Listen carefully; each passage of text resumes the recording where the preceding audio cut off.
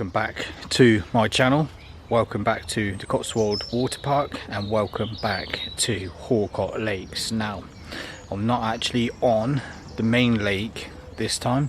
I've booked myself onto peg number 5, wherever it is, 5, on the Scout Lake. So I booked that through to go catch up. Saw there was a few swims available this end of the lake, 5, 6, 7 and 8, and yeah, booked myself in for 24 hours. Now, I have never fished this piece of water, but what I do know is that I stepped into the swim and saw one bosh right on the other side. And not only that, the angler kind of behind me on the main lake said he had a fish last night around 2 AM and he heard a severe amount of boshing in this corner and this area of the lake. So that's always promising to hear that yeah, they're out there and they're active and potentially in front of my swim. So that's always a good start. Now, apologies for the state of the eyes. Literally within the last 24 hours my hay fever has kicked off, so I've been taking tablets, sticking drops in, Vaseline around the eyes, anything to just stop that pollen getting in to my eyes and yeah, making me look even worse than I already am.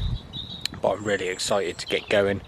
A bit overcast at the moment, looks a bit moody, but it's meant to brighten up through the day, and I'm just here for a chill out. I've had a really busy week in Lithuania for the deeper fish off and everything else that we got up to throughout that week. A really busy week at work, catching up on emails and all that business like you do when you take annual leave. So I'm really looking forward to just spending the 24 hours getting some rods out and hopefully trying to catch myself a fish along the way. So I think it's time to get that lot unloaded. Let's get the deeper out, have a little bit of an interrogation to see what we've got out there. There's some weed in the margin and stuff, so I don't quite know what it's like out there. But yeah, we will soon find out. So let's see if we can find a couple of spots, maybe 2 on 1 and a spot of its own for the third rod,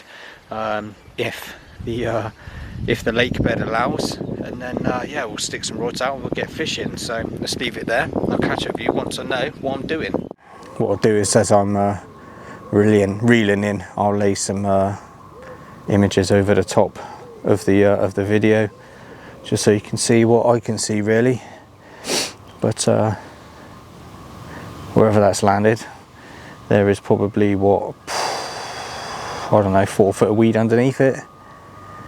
So I'm just going to work my way from left to right, tallest sort of tree as a feature, and see what I can find.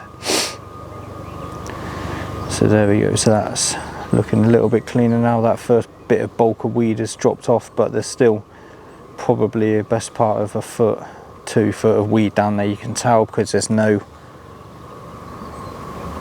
flat lake bed. It's very up and down. It looks very dense on the bottom, albeit shallower weed. So we're coming into a nice cleaner spot now. There we go. That's what we're looking for, something like that. So what I've done now is just stuck it around the clip, and I know exactly that that spot is clean, and that's a really good start. Raised as well. It's a good 1.5 foot difference from what it was around the 8 foot mark before. So a nice little raised hump. It's not very big at all. Not very big at all. So it's going to be super accurate on the casting, and then straight back into the weed, dipping down into the 8 foot of water, and 2 to 4 foot of weed. But if that run through is big enough from left to right to get 2 or 3 rods on it, that would be absolutely lovely.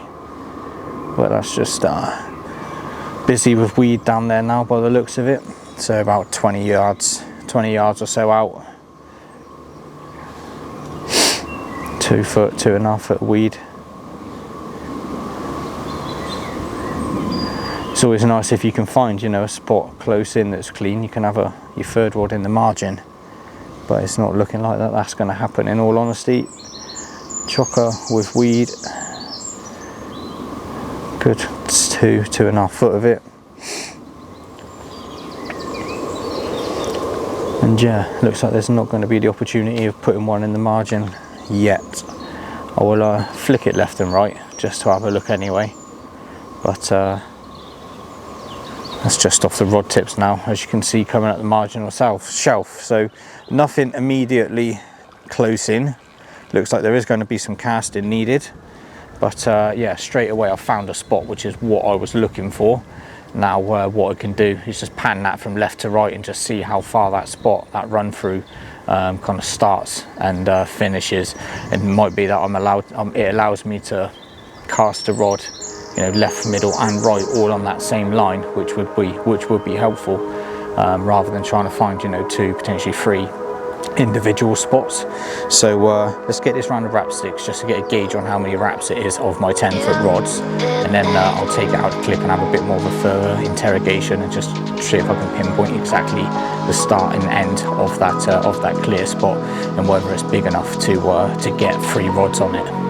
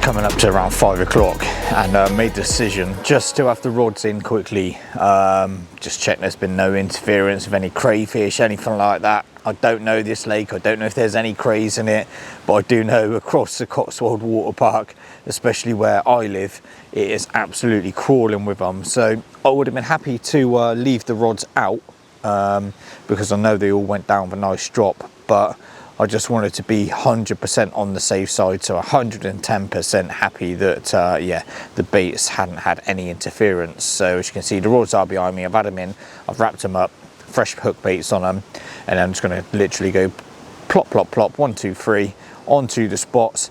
I can't move the rods, there are no other spots that I've found. I don't want to go thrashing, you know, the water to a foam, trying to find new spots. I'm confident in the 2 spots that I found. So yeah, there is no option to kind of move them as such, but I just wanted to make sure that I was 100% fishing, that the hook baits are absolutely fine. Don't get me wrong, I haven't had any beeps in the last 7-8 hours or whatever, but yeah, you can never be certain. You know, it's always best to be safe. So for the fact of just whipping them in for half an hour, re-wrapping them, fresh hook baits and sticking them back out, I'll go into the night happy that yeah, I'm fishing 110%. What I'm going to do is probably just put 3 spoms over each rod just to see me through the night as well. Got a little bit of bait left over. I haven't gone ploughing loads in. I put some in a good what, 6-7 hours ago, and the majority of that was pellet.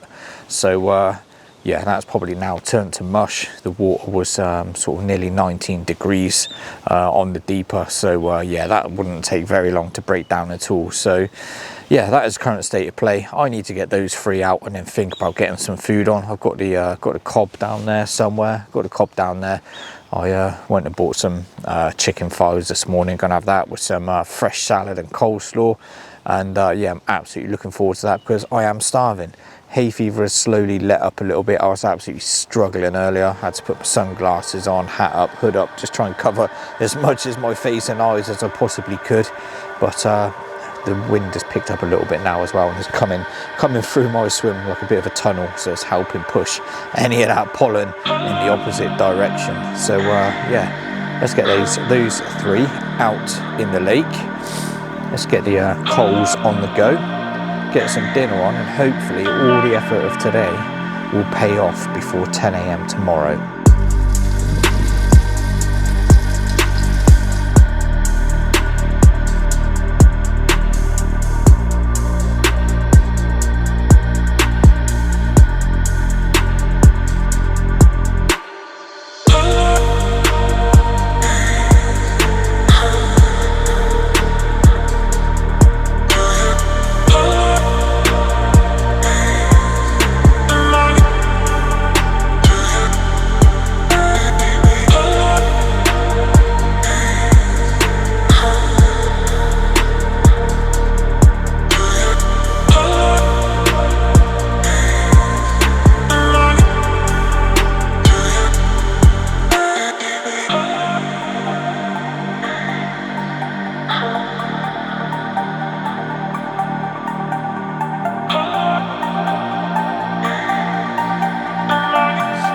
Good morning then, a little after 7 AM.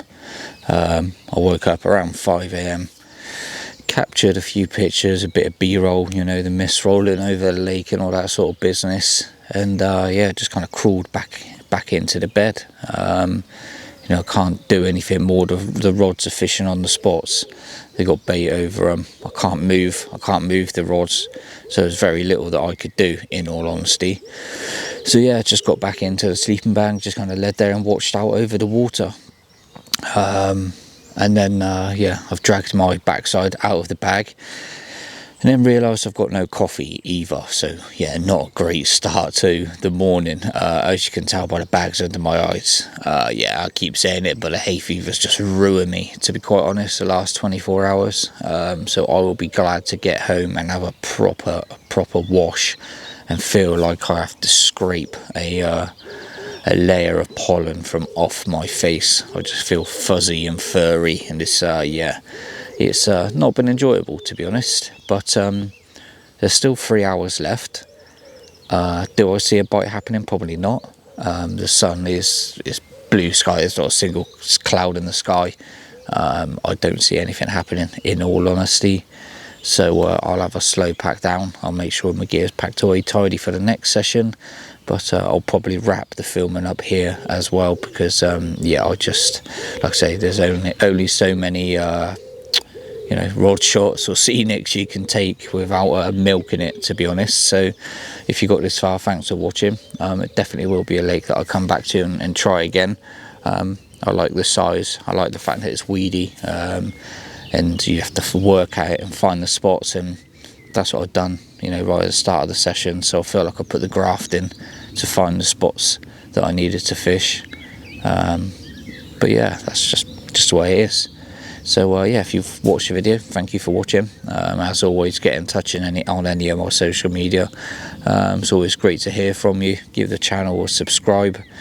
Pushing now closer to the 6,000 subscribers, so that'll really help. I've got less than 100 to go, probably about I think about 60, maybe 70 left to go before it hits 6,000, and which I'll do another giveaway.